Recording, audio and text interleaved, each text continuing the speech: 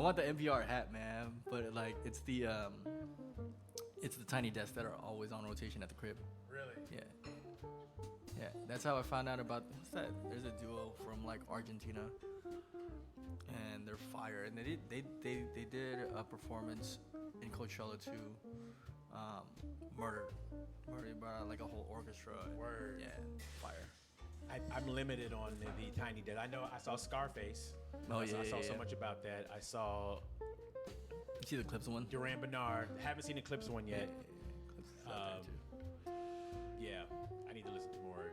Yeah. Well, I mean, my wife's like, "Yo, this is Like great for the kids because the frames don't change so fast." So that's what it is. Yeah. Okay, so that's a thing of mine. Yeah. Even when I watch music videos, I'm like, I think this is moving too fast. Like it's like flash, flash, flash, flash. Yeah. So- Usually, if the frames change faster than 4 seconds, it's just way too fast for like a toddler's brain. So that's what like supposedly what contributes to like ADHD, ADD, stuff like that. It's because they get used to that speed, and now they like after that they get used to that and they want things to process that fast. So they'll get bored after a certain period of time and they want to move on to the next thing. I can totally see that. Yeah. Because even when I'm watching the video, my daughter is really much into K-pop, so sometimes she'll be watching. K-pop Demon Hunter. Is that on? Not repeat? that one. No? That's my other daughter. She loves K-pop. I was like, my 6-year-old loves that. She tolerates K-pop, but my youngest Kira, she loves K-pop. Oh, yeah. So she'll watch some of the live concerts, and even the concerts, I'm like, can y'all just put one steady cam just showing the stage? So much, man. And I can watch that. But Yeah. bang, bang, bang. I'm like, it's sensory overload for me. It is, man. It is. You can get super like overwhelmed very quickly. So How many young ones do you have I now? have 2 young ones and 1 older one. What are their ages? 2, 6, 20. 2, 6, 20. Wow, it's a big gap. Huge. Turn up. Yeah. We had ours That's like good. boom, boom, boom. Tie the tubes. If we didn't tie the tubes, we'd be like 17 kids in here right now. I got snipped. I got the snip. You got the snip? Yeah. I should have got the It was snip. super fast. They were playing Bob Marley in the doctor's room and everything like that. It was the most comfortable. Which track? Huh? Which track? Did you get the snip to? It was I think it was 3 Little Birds. Word.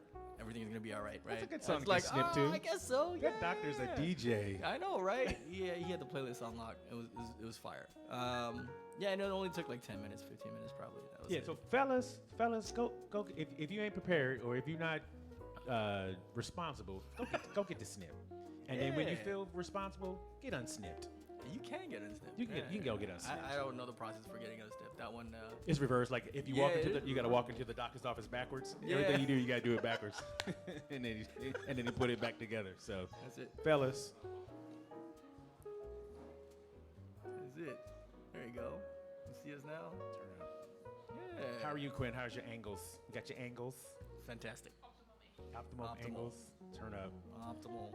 So these are exciting. These are exciting for me because I know of many of you, as in DJs. I know of many, but I don't know you guys. Yeah. And a lot of you guys know each other better than I do because I didn't grow up in California, and a lot of you guys grew up around each other. I think I knew you before you knew me. No, I met you at the class. But weren't you doing a night in Hollywood? I forgot what Can something like that, where like people would like salsa dance and stuff like that. Did you do a night in Hollywood like that? Probably. Yeah, I used to go to that. Cloudy-brained. Word. Yeah, Oh, and turn I was up. young. Yeah. Yeah, probably right when I was just old enough to go out or whatever. We would go over there, and it was just the whole vibe. Like people were salsa dancing. Like the music was fire because like we wouldn't hear that anywhere else. You know what I'm saying? It wasn't like a regular kind of club. I'm trying to think of what it was because I only like got the into Session or salsa something music like that. because of the floor. The floor. Thank you. That was what it was. It was the floor. Oh, yeah. okay. Yeah, I went to the floor. That was, and I'll ask you if you have something that you can attribute to like your wealth of knowledge of music. Yeah, but yeah. that place opened doors for me to a whole world of music. I can imagine. Because I didn't know salsa, I didn't know bachata, I didn't know samba, I didn't know any of that stuff before. Yeah. But being that all those dancers would be there, shout out to Sasha and Carolina, like that opened my world up. Yeah. Did you have a place that you went and you was like, oh, this exists? Yeah, that was it. That was super duper fun, man. Other than that, like, like the speakeasies were cool to go to. You know what I mean? In Hollywood. But yeah, because I grew up in Echo Park, so like we would just kind of go in there, and then we found that place, and you were jamming, and I was like, yo, this is super dope. Oh. Yeah.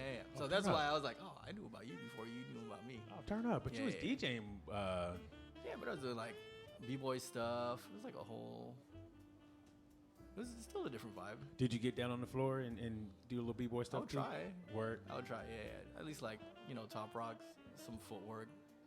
I didn't have a lot of power moves, but yeah. Word. Yeah. Shout out to my brother DJ MJ Beats. Yeah, man. Quinn, can you turn channel 2 up a little bit, please? Yeah. Put a little more stank on it. All right, that's some good stank. Check 1, 2. It's me, Vita. How about now? It's me, Vita. Can you hear it better now? There it is. Don't forget to send in your donations to NPR. All right. Yeah. CJ Hams can hear it. Thank you so much, CJ. CJ is a longtime listener, longtime subscriber. Shout out to CJ Hams holding down the page, one of my mods. Appreciate him. Hey, So much. salute to the mods. Indeed. So shout out to my brother DJ MJ Beats, because he and I tried to be b-boys Yeah. back in the day. Yeah. We lived in Columbia, South Carolina, Okay. and there was an episode in the streets. Oh, that looks so good. Thank you, Kat. Shout out to Kat. You guys wave to Kat. Awesome. Thank you, Kat. Thank you. Oh yeah, I would need chopsticks Can I for do sure. both? Yeah, a little bit of both. Start is with the great. chopstick and end with the silverware. Yeah. Orange sauce. It's our dynamite sauce. Okay, hold on, you guys. This is Josh. He is the That looks owner fire. and What's up, Josh? creator Pleasure to meet you. of Rosewood Thank you. Kitchen. Please step into frame and please tell us what we're having here. Sneak in real quick.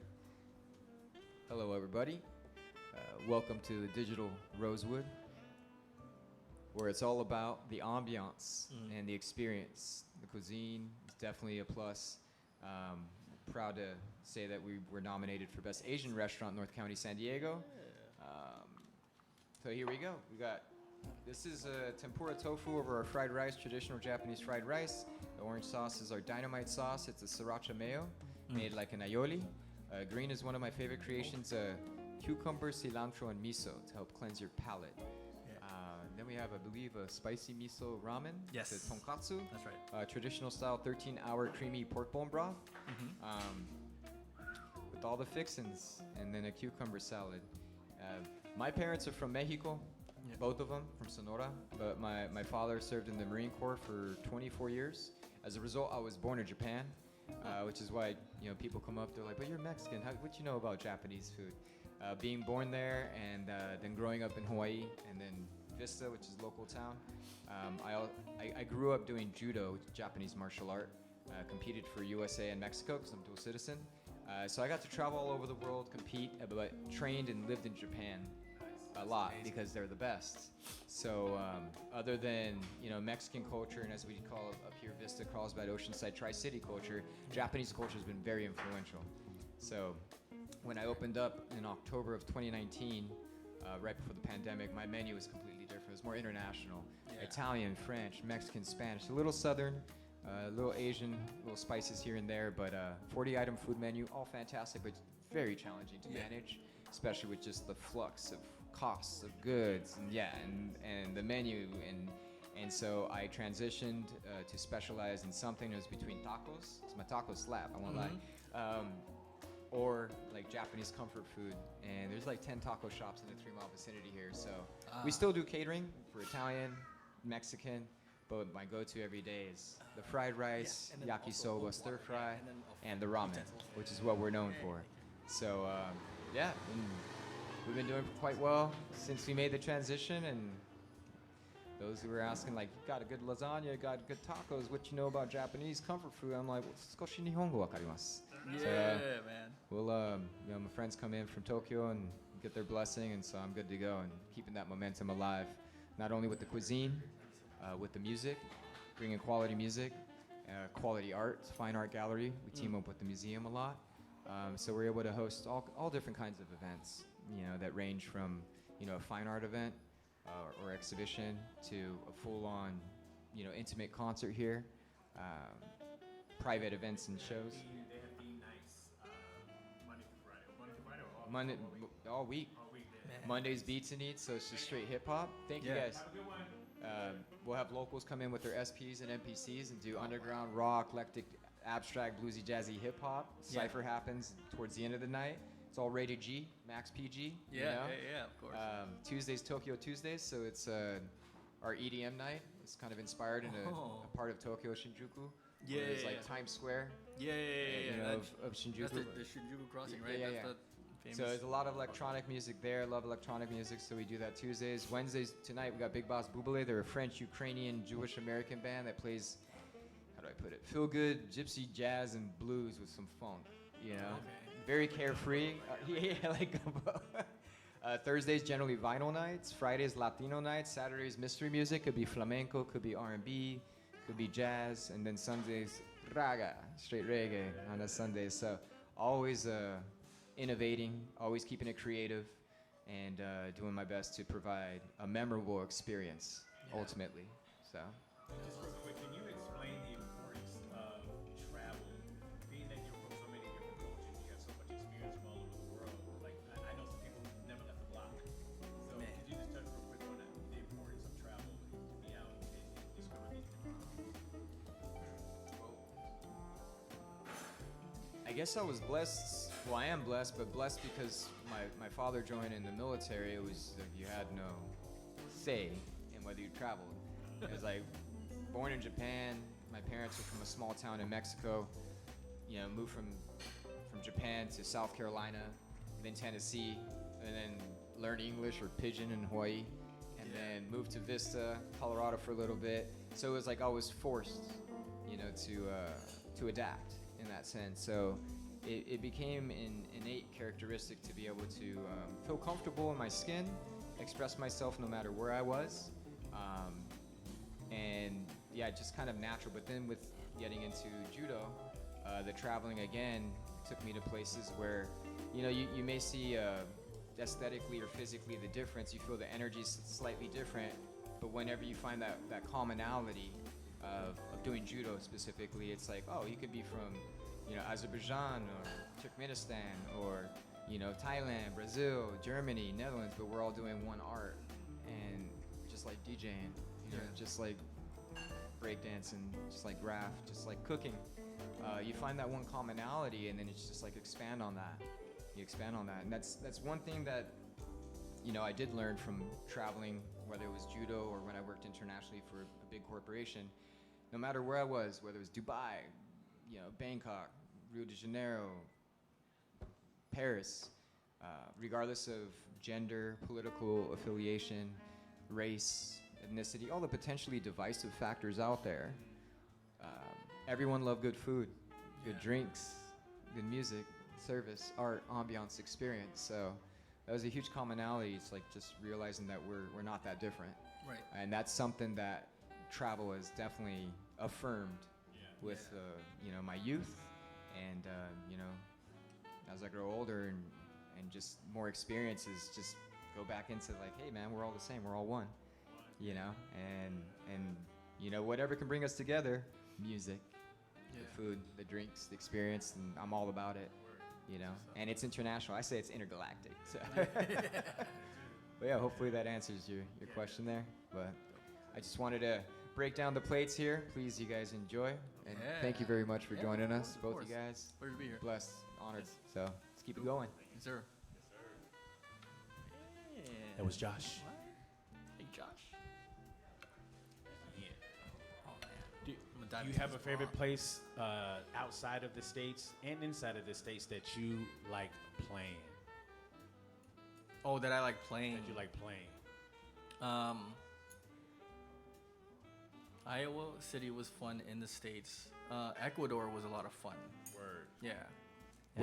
What made dope. Ecuador so much fun?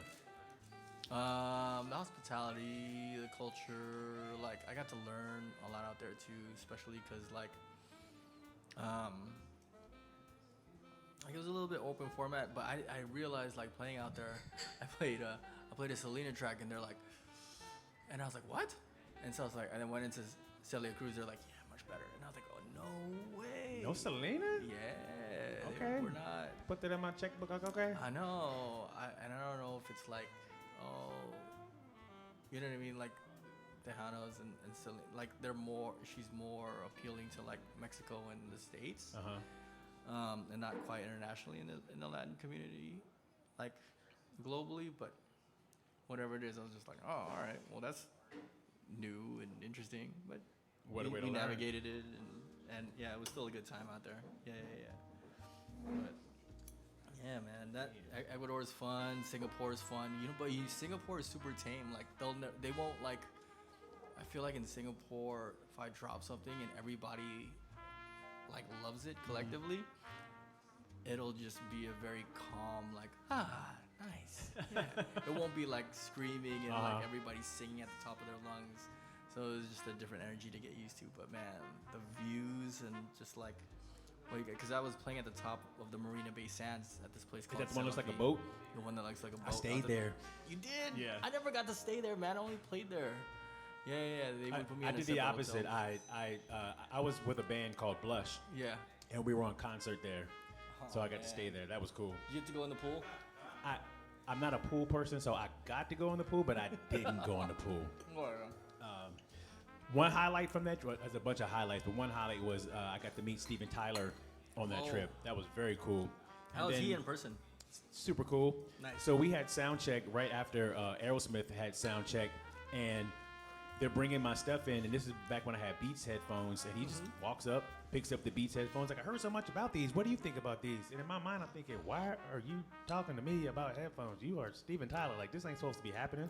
So don't touch my headphones. I treated it like it was a Tuesday. It was like, they're pretty good. They're okay. I enjoy listening to music on them, blah, blah, blah. Yeah. So then later on that evening, there was an event in one of the bars or clubs in that hotel. And we got to go upstairs, and since I met him earlier that day, we got invited to hang out in their section. Oh, so nice. It was super random. Like, what is happening? Like, yeah. Yeah. Shout out to AJ. Big shout out to AJ. AJ was Steven Tyler's day-to-day. And I actually saw him not too long ago. So big shout out to AJ for hooking all that stuff up. My regret is I could have met Grandmaster Flash. Oh, man. But I didn't have the patience to wait for him to finish eating his brunch or whatever he was doing inside. All I had to do was just sit outside and just wait. You know what I'm saying? Being probably like the other black person there, I'm pretty sure he would have said what's up. But I was like, oh man, I don't feel like waiting. Like, but at least you gave him that grace to like, all right, let me let him eat. I'll Yeah, just yeah. give him his time. You know what I mean? yeah, I definitely wasn't gonna run into him like, oh snap, tell me how you've been in scratch or whatever. Like, no, that's rude. Yeah. But I wish I would have waited, and I wish I got to talk to him because Got you. that guy should be a trillionaire Yeah. for what he's contributed to this game. Man. So I'm glad some people do it for the love. Yeah, there wouldn't be a queuing system. We wouldn't be crossfader probably. You know what I mean? Because they were probably using channel faders prior to. He Cue innovated points? a lot. We didn't have cue points because he was the one that invented the you got to turn it around clockwise just so many times, and this is how you get back to the beat. Like he was the one that created that. Like Yeah. How to properly loop it. Damn. yeah. Shout out to Grandmaster Flash. That's neat. So did you always want to be a DJ? Or was there something else that you were interested in, and then you just ended up being a DJ? No, I've been wanting to be a DJ since I was in second grade, man. Word. Yeah. I just saw it, fell in love with it. Well, first, like, I think I was drawn to the stage, I guess, like that kind of a performance, and like seeing how everybody gathered around it and enjoyed it. Who did you see that was doing that inspired you? cousin. What, your cousin? Yeah. Shout out to what's your cousin's name? James. Shout out to cousin James. Yeah. And then he had all the girls around him, and I was like, oh, that looks like fun. Like, I want to do that. Yeah. But also, like, growing up in LA and in Cali, like, we're spoiled the kind of talent that we grew up listening to, especially in the 90s. The Baker Boys, we had DJ Revolution and the Wake Up Show. We had all the Beat Junkies on 2 different radio stations. It was just a lot. Like, the bar was high as hell. You know what I mean? In the 80s, we had the K-Day Mixmasters, and like just the talent that we would hear on a daily basis. Like the bar was just so high, but like I was so fascinated with the culture and like and just how they would present music. So I think it just kind of like pushed me in that direction. Before I even got my turntables, I was making mixtape using pause tapes. I didn't know other people did that until I started teaching at Scratch, and Mr. Chalk told me like, "Yo, that's a thing." Like, like we used to do that. I was like, I didn't know anybody else that did that. That's how old I am. I used to make pause tapes also. That's so crazy. I didn't even know there was a name for it, but yeah, that's how I used to make mixtapes. I used to make mixtapes for my mom for like her little dance parties or whatever, and then just try to emulate whatever DJ E-Man was doing on Power 106.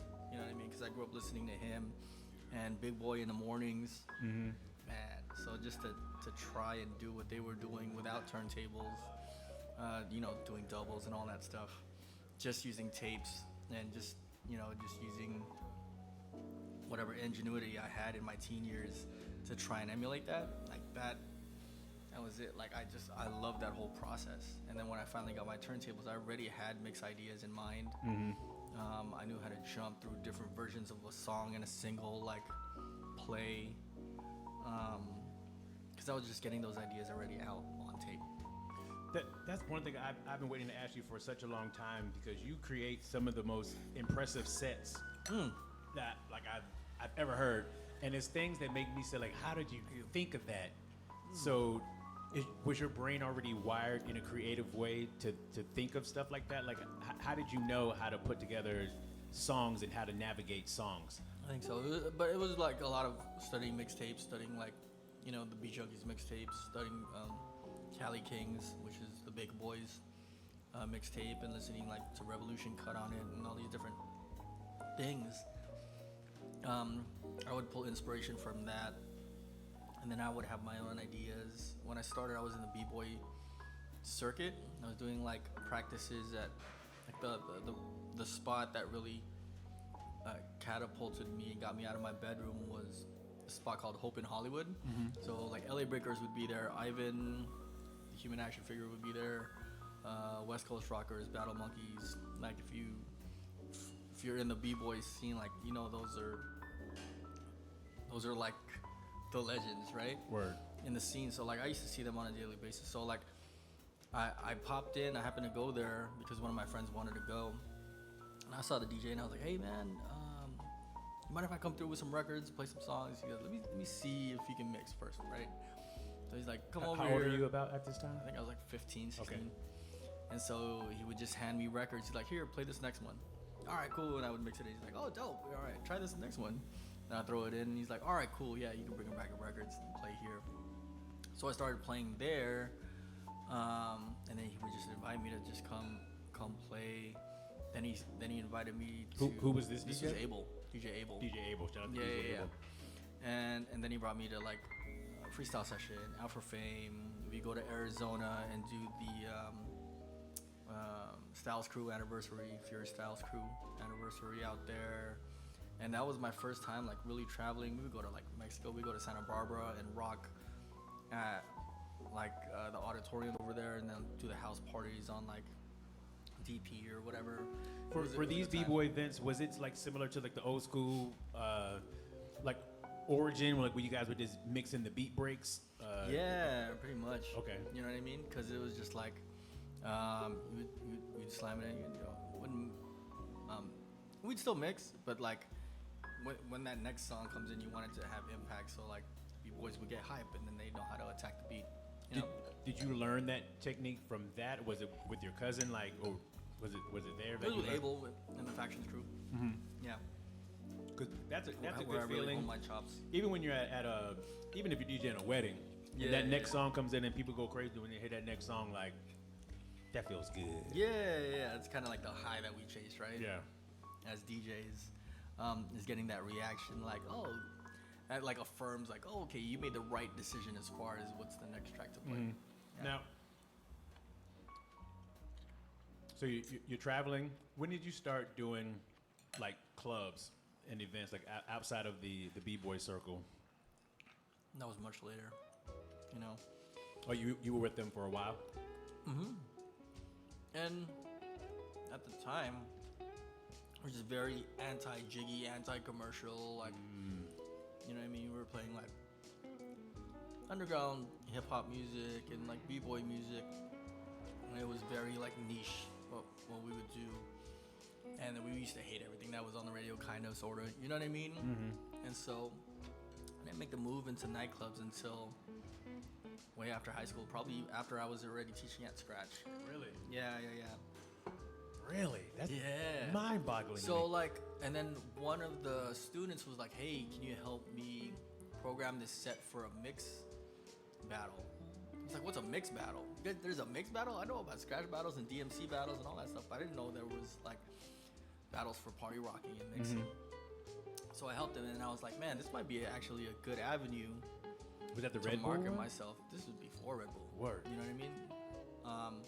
Actually, the first one I did was called the King of LA, right? And my boy E-Tronic threw it, and he was like, "Yo, we're doing this thing, this battle called the King of LA. Like, we have a DMC side to it, and then we have this party rock battle side to it." And I was like, "Oh, that sounds dope. Like, if I do the party rock battle side, and people that hear me, that work at nightclubs or like manage nightclubs, they might want to bring me in that way. Might gonna be a good marketing tool." So I kind of jumped on it, took that, and then I started getting into other battles. You took that like you won that? Yeah, Nice. Took that one. Then I took like DJ Henry used to be on Power 106 also. He used to do Power Tools, I believe. He was throwing a battle called the Bezo Battles. I would do that and won that. I did the what was the thing in Miami that they had during Music Week? It was like the conference, and then it was Ultra. But like the conference was called. I just know it's Winter Music Week. Yeah, Winter Music Conference, WMC. WMC. Yeah. So I did the WMC battle, took that. I think I took the scratching side, mixing side. I took second place. But after that, like once I started taking all these battles all over the place, I would do a few in Santa Barbara too. And people just started calling me King of LA, right? Just based off that first battle. Word. And then Red Bull came along, right? I remember the Red Bulls since like. By that time, it was like I already had a plethora of material to just run through, and then I could just add some new ideas in there. So that first year, I came out swinging, and ended up taking that one for LA. Nice. You know what I mean? I went to the U.S. finals a bunch of times, man. But then after that is when I got invited to do Master of the Mix, and Remember that. my boy texted me, and he, shout out to Marcus, he was like, "Hey, I got you this audition for Master of the Mix. It's this time. Like, what do you have to lose? Just do it." And I was like, "Man, that show's corny. They're like holding crates and like running upstairs. Like, it doesn't have much to do with DJ-ish. It's like whatever." He's like, "Who cares, bro? Like, you're gonna be on TV. Like, just try out for it. You never know what'll come out of it." And thank God I did. Like, thank God he got me that audition. I knocked out the audition. They loved it. Like, brought me to Miami. I was able to film out there with like a couple of my DJ friends. It was just dope to see everybody there. Tina T was there. Like, we were already friends. Chris Carnes, JCO, Brian Dodd, already known before. ID was in there. Like, it was just a dope experience just to be on TV with your friends and kind of just experience this whole. How long did that shoot? I think like a week or two. A week. Okay. Yeah. It was really quick, but we had such a great time, man. It was a special moment for sure. And then that just, man, after that, I got representation and started traveling the world. Nice. Stuff like that, you know what I mean? So like, from people seeing me do content on DJ City, Red Bull, like Master of the Mix on VH1, like that just opened up all these doors for me, and I was able to like see the world just because of that. Nice. Yeah. So Nice. Same thing. Like I asked Josh, like how important do you find travel to go to these different places and experience these different cultures? Man, it's super duper important. Thought you was my son. I forgot you was my daughter. I got a difference between my son and my daughter. They different people. For sure. 100%. This one knows. My son, I gotta be like, do this, do that. My bad, Quinn. Boys need guidance. They need guidance. Boys need guidance for sure, man. But luckily, when I started traveling, like, I just already had these open eyes for the world. So I used to always get out of my hotel room and go explore. I'd use TripAdvisor to figure out what's close, what's near me, so that I can see these sites and like just walk around, you know, be amongst the people, see what everyday life is like, go eat the food, see the sights, just everything like that. But I think it just gives you a much better perspective on life when you get out of your comfort zone and get out of your bubble and what you're being fed in that bubble, and seeing what life really is like when you get out there and meet, meet all these people and experience all these different beliefs and religions and perspectives. How's that affected you musically? You start to pull things that you like from different cultures, you know what I mean? And you start to, but that's not even just traveling the world, that's also listening to different DJs. Everybody has a unique approach to how they want to present music and share their music with people. So, and some of them you're going to agree with, some of them you're not, but man, it's just awesome to see, like, man, that's a whole different approach, but the whole crowd like went crazy over that. I should take that into perspective. What was the last thing that you learned in that sense that you saw was like, you don't necessarily have to like make something on beat, right? But you don't want to like you don't want your mix to sound like shoes in the dryer either. No. But it's just a matter of like, all right, like this chorus ends, but this next song starts this way, so we're just kind of gonna slam into it, and then as soon as the people hear this intro, they're already gonna know, and they're just gonna go crazy. Yeah. So it's just a different way of presenting the music that I wasn't used to, and I was just like, oh shoot, like that looks dope. You know what I mean? I grew up in Virginia, and shout out to Eric Roberts, aka Bronson. Shout out to Bronson, and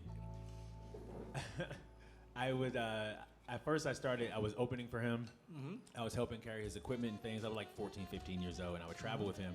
And of course, when I'm coming up and I'm young, I'm a stickler for, mixes got to be on point and everything needs to be tight. But his mixes, most of the time, were not on. If he got it on beat one time, then congratulations, he did. Right. But he was like the biggest guy in the area that I grew up in Virginia, because he knew what record to play and what time to play it and what to say with that record. So he was the man for that. So I think I worked with him for about a year and a half, almost 2 years, and I finally built up the courage and was like, hey man, your mixes is off, right? And he was like, they've never been on. I was like, what? So you know? He's like, yeah, I know, but what does it matter? I stay booked. You know what I'm saying? Like I'm doing well. Yeah. So it's not all about technicality all the time. Right. There's different facets of this game. So I learned there's that from different Bronson. ways to express and kind of present the music to where people can appreciate and react. Right. Sometimes it's just a vocal introduction. Right. And it's like that when you see concerts. Some concerts, the songs are just gonna hit one right after the other. Sometimes in the middle of two songs, they're gonna have a backstory, and it'll give you this extra context, and you're just like, oh, this is dope. So when you hear it, you have a newfound appreciation for that song because now you know the backstory to it. You know what I mean? When you're doing a show at a club, do you find it better to wing it when you get there, or do you like to have sets prepared? Oh, for club stuff, like I definitely wing it a lot more because you can only prepare so much. You don't know who's going to be in front of you. Right. Yeah, so you have to kind of react accordingly. You may assume that they're going to take one thing positively, and they may not. So then you have to switch it up and just try something different. And present I would it in a say different way. 8 times out of 10, where I've showed up with a set, I threw it in the trash within the first 7 minutes. I was like, oh, okay, abort. Just read the room. Yeah. And let's go from here. Because you don't want to be overly committed to your set that you don't look up and you don't gauge the reactions and you just stick to your preset playlist. Because if it doesn't work, it doesn't work. It doesn't matter how much you force it on them. You know what I mean? Like they don't like it from the jump. You gotta move into something else. Find out what they like, and then work around that. Word. Right? Do you find that constantly thinking, oh, that'll work with that. Oh, it'd be cool if I did mix that with that. Like, do you find yourself still doing that? Absolutely. But you got to try it out. I got to reiterate the sets that you put together. I'm just like, and then when they came out with the key play and things of that nature, I'm like, Man, absolutely incredible. thank you so much, man. Yeah. Yeah. And you know, one thing I still haven't learned yet, when I took the class at Scratch Academy, I still can't do when you have to do the reverse, when you put the crossfader on reverse and then do it that way. I still can't do that. It's just a preference. I tried to do it in class. I tried. It's just for people that find that technique easier to learn rather than the traditional way, right? And so it's all preference. Like if you like to scratch hamster and you learn how to scratch hamster, you just stick to that. But then when you're mixing songs, are you mixing hamster or are you mixing regular, right? Is it an extra step then to do that, to hit the hamster switch just so you can scratch? Yeah, because I'm watching and I'm wondering, when do y'all switch it back to other? How do you, like, is that not confusing to know, like, okay, the crossfader's over there, but it's playing the song over here? Like, I don't know. It throws me off. So I don't do that. But I always remember that from that class when you'd be like, it's so much easier if you do it the other way. I was like, I tried. It's just a preference. Honestly, it's a preference. Like, whether you do it or not, it's just whatever is easier for you to learn how to scratch using that method. What happened with I saw the battle between you and what's his name? I know he got really big on Vigo and he's on TikTok. He's from Vegas. What was the company in Timberland and Swiss Beats owned it, and then they sold it too fast? Versus. What happened with the Versus battle? Man, I think what's his name? So disrespectful. I like him too. It'll come to me. Yeah. I mean, it is what it is. Like, I think at that time, Versus had already been bought out. I don't think they knew what they were doing. To be honest, they didn't. They went too fast. They should have did a slow growth. Yeah, it was just way too ambitious. But also, like, they didn't understand. Like, whoever was running it didn't really understand the culture and how to do it. You know what I mean? It was just like, oh, this is cool. We could kind of like milk off of this culture and milk off of that culture. It was doing like fights and like Trill was like Trill or something like that. Yeah. Either way, Triller. Y'all missed out. Y'all missed out on a great opportunity because y'all could have been touring those verses and whatever. So that's neither here nor there. Man. Now, okay, so I was talking with the people from Pioneer yesterday, and they were big fans of yours.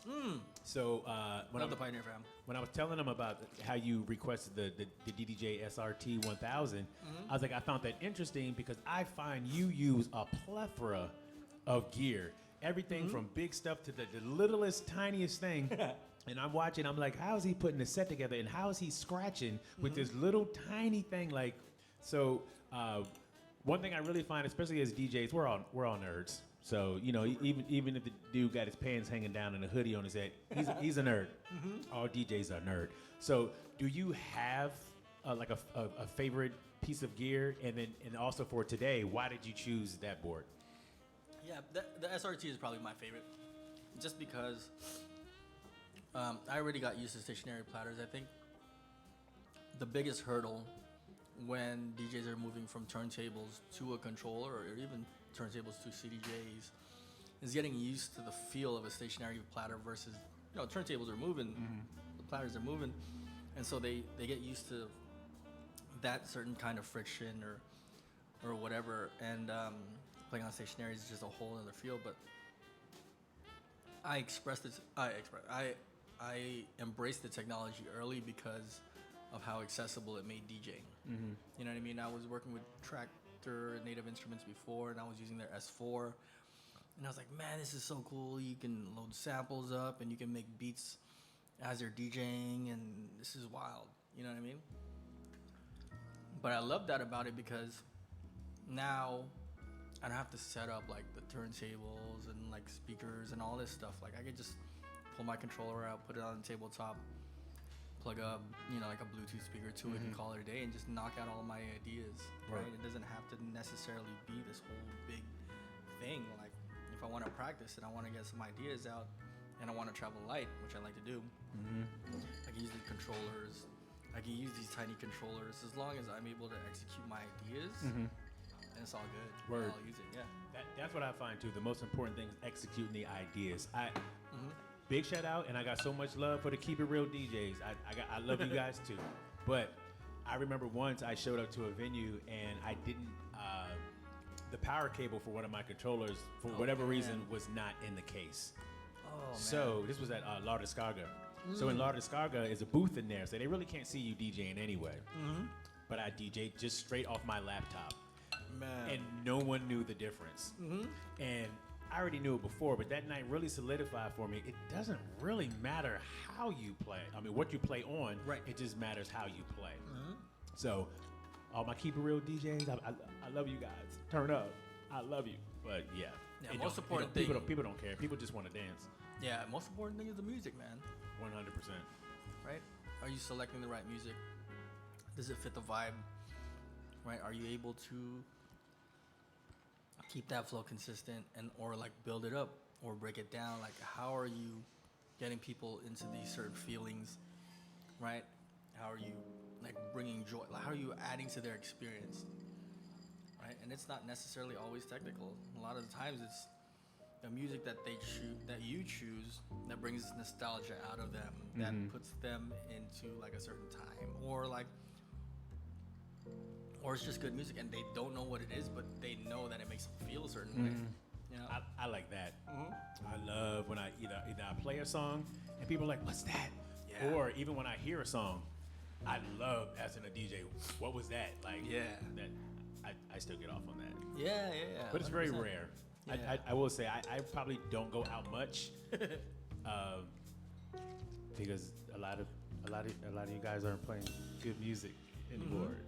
Anyway, that's I mean, just me. I get stuck too, man, playing the jams that we know is gonna work. You know what I mean? The safe selections. How is the balance between nightlife DJ, daytime dad, husband? Like, I feel like I found the perfect balance now, where I have my residencies, but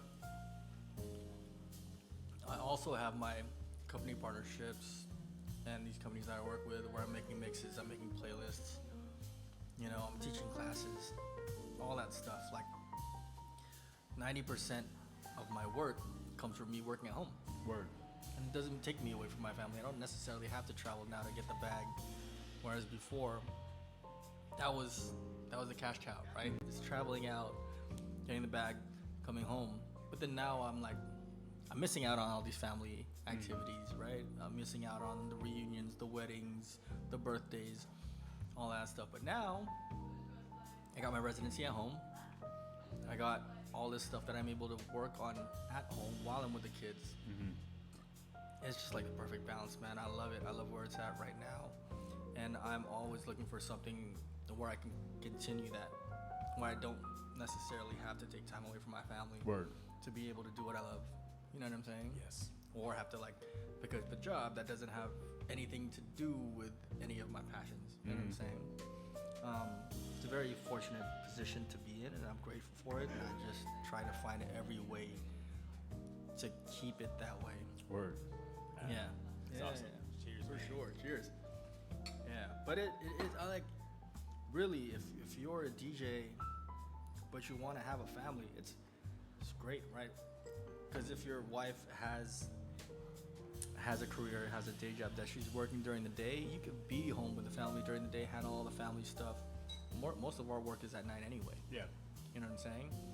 And so put the kids to bed, go handle your business, come back, and like, man, you can spend a day with them. It's a really awesome career to have, and to be able to balance like family life and work life. Word. I was fortunate enough also to be home during the day, and then even when my wife started working from home, so we were both home during the day. So, man, as much as time goes by, we got to watch these young adults grow up. So, and it goes. You got a 20-year-old, you know how fast it goes. Yeah, it goes really fast. But that time, man, is so precious, and you can't. It's irreplaceable, right? So to be able to do that it's a blessing. But it's like, man, this is what people work so hard to do, Yeah. to have that time, right? Have any of them expressed any interest in music? Yeah, I mean, like so I made a music area in my studio for the kids.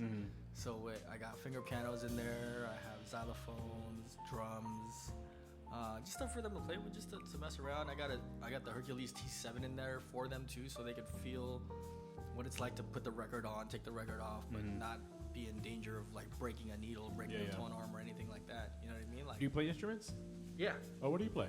piano. Oh, turn up. Yeah, man. I started early, so like, you know, my parents kind of forced that on me in my early years, and of course, in your early years, when things are forced on you, you don't appreciate it until later on, and it came in handy when I picked up DJing because I already understood the structure of music and all that stuff. So worked out, man. Keys and notes and Yeah. That's what, cool. How things are supposed to sound, and when things sound dissonant.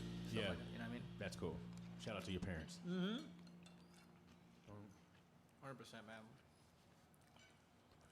Anybody online got any questions for? What's up, G? What's up, G? What up, G? Quinn, the one that said 3-4. One said 3-4. Can you turn it down a little bit? G said the jack would be too loud. Thank you, G. Turn it up. Anybody online got any questions for the one and only DJ Dynamix? You know, I just learned your name was Ellis. Oh, word. Yeah, when I sent you the Zelle, I was like, Yeah. Ellis? Who's Ellis? Yeah, man. Named after my grandfather. Yo-Yo wants to know what your favorite genre is, if you have one. My favorite genre, I don't know, it's R&B, man. I play, luckily enough for me, I get to play like a bunch of R&B at my residency. Like I can play about 60% R&B and just Where's your you'll have a residency? good time. I'm over at the bungalow in Long Beach. Oh, turn up. Yeah. That's where you live, in Long Beach? No, I live in West Covina now. Oh, turn up. Yeah. But man, the vibe over there, amazing. Like 9:30, 10 o'clock, we're already slammed. There's already a line outside, and then they're just ready to go. So I'm just like from 10 all the way to close. We're just going, man. Yeah, So fun. I love it. I love it. So it's R&B. Yeah, a lot of it for sure. G said, how long have you been DJing? 26 years. 26. Started in about late 98, early 99. Word. Yeah, man. So 26 years. Turn up. It goes by fast, too. It does. I think I'm on Yeah. 30. Ugh. I started, when I started with the guy Bronson, I was 14 when I started playing clubs with him. So Man, but like when you start off that young, you don't have anything but time. So you pick up things a lot faster because you have so much time to practice.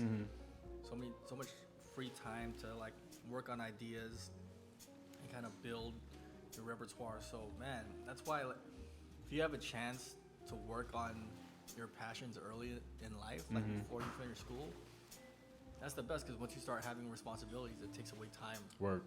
you know, Word. from you. Yeah.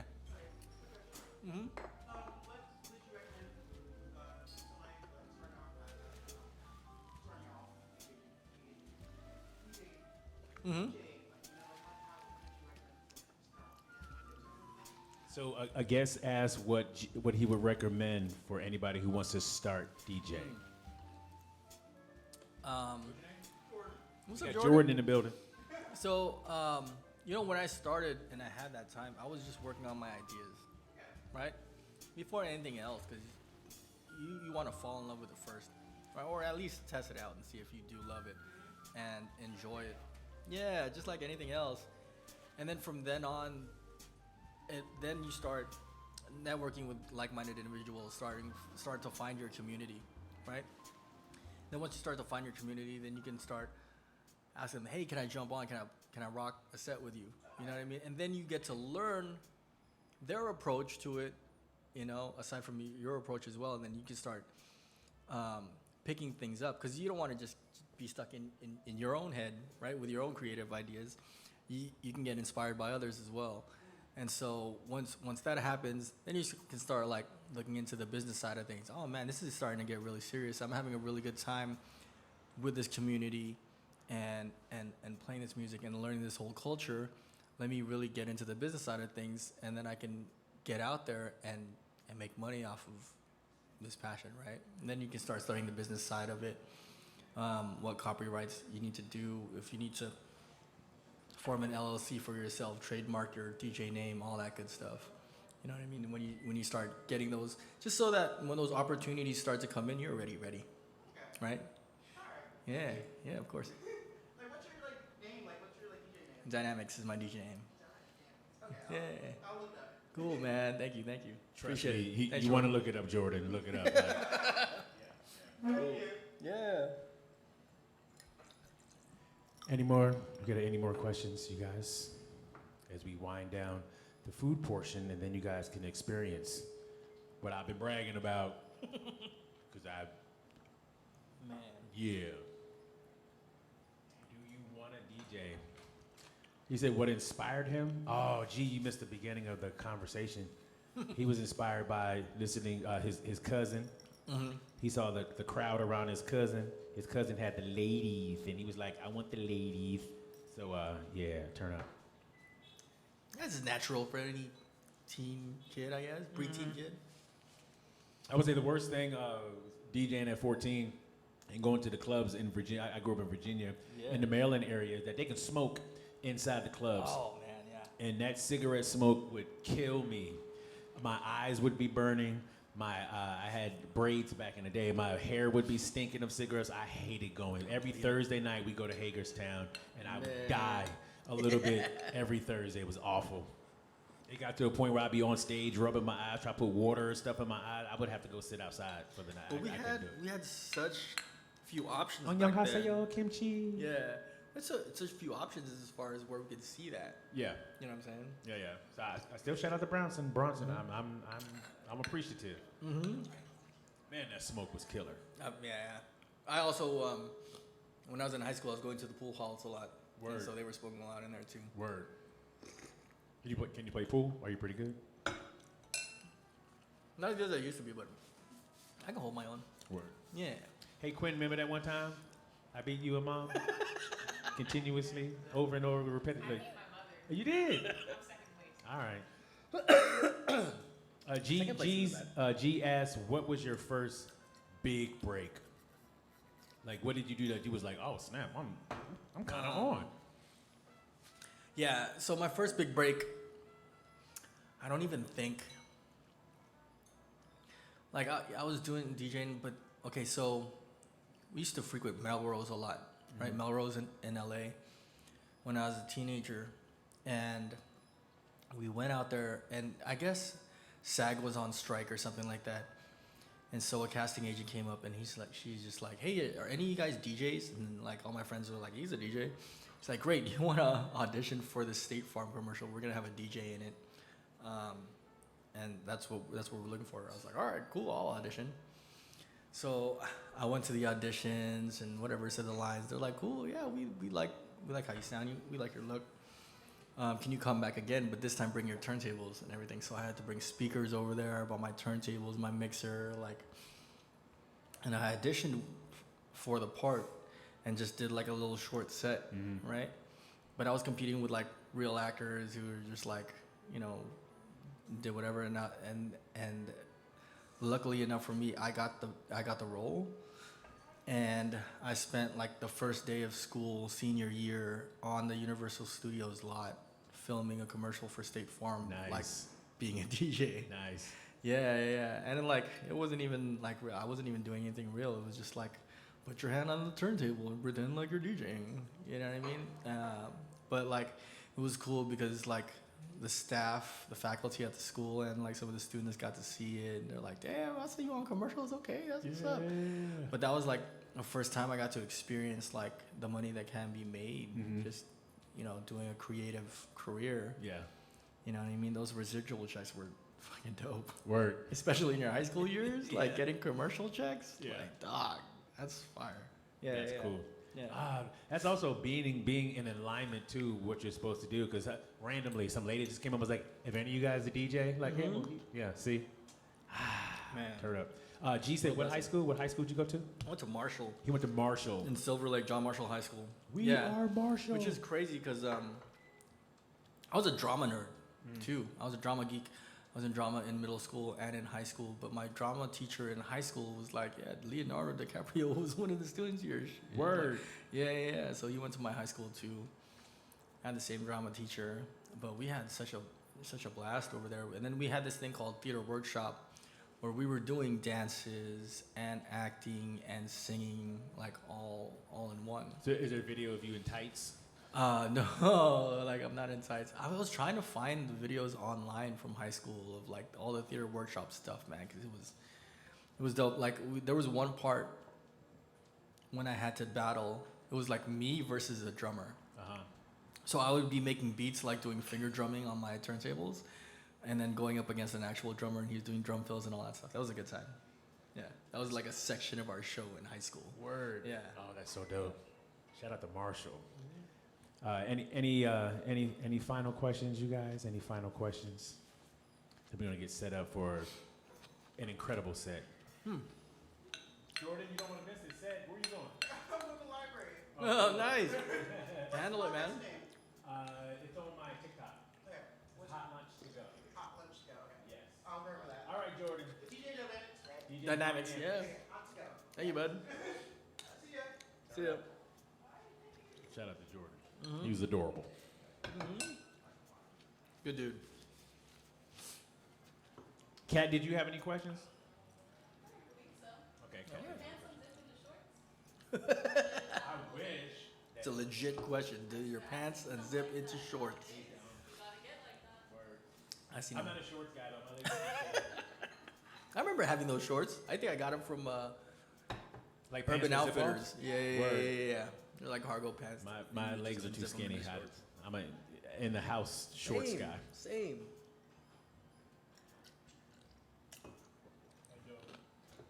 G said, "What's next in your career? What's next? I'm trying to do everything I can to stay home. To stay home? To stay home. So Word. whatever I can do from home, You live work on stream? that. Huh? You live stream? Don't like to, because there's so many different things to focus on. I get like overwhelmed. Really? Yeah. I reversed it. I streamed so much that, especially when things first opened back up and I'd be around people, I didn't like that. People coming up and touching you, and I'm like, When you I stream, like virtual hugs. you control everything when you Yeah. stream. Yeah. So I love streaming. Yeah. And that definitely keeps you at home. It does. It 100% keeps me at home. Yeah, I mean, like, yeah, during the pandemic when I first started streaming, like, it was cool because, I mean, that was really the only way we could work, right? So there was a whole community, you know, we would help each other gain followers by, like, rating and stuff like that. It was great. I was able to amass, like, a nice following, but, man, having to be in charge of everything. So like even just playing and like interacting with people and like trying to check, all right, is this good? Is that good? Is this good? What's the next song that I'm gonna play? Shoot, am I mixing this in right? All right, what's the next thing I gotta focus on? It was just way too much, man. And So it goes to show you guys that it's not easy. So if Yeah. I ever miss a hello, I don't ever miss a hello on purpose. I miss a hello because there's 30 other things going on. So you know what I'm saying? Thank you for your patience. 100%. Yep. Yeah, man. Awesome.